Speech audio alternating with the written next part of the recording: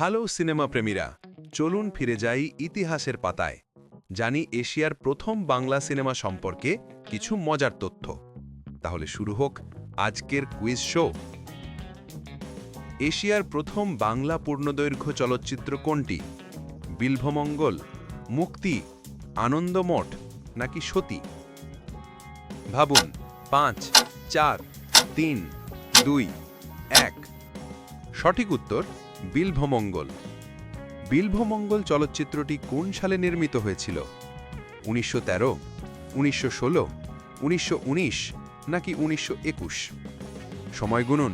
5, 4, 3, 2, 1। সঠিক উত্তর 1919 সাল।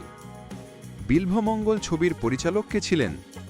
ধীরেন্দ্রনাথ গাঙ্গুলি, হরিশচন্দ্র ভাটভে, মদন থিয়েটারের হরিশচন্দ্র ভাটভে নাকি হীরালাল সেন?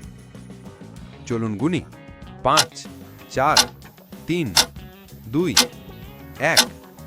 উত্তর মদন থিয়েটারের হরিশচন্দ্র ভাটভে।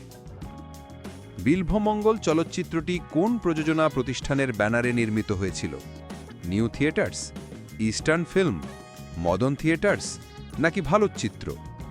5, 4, 3, 2, 1। সঠিক উত্তর মদন থিয়েটার্স।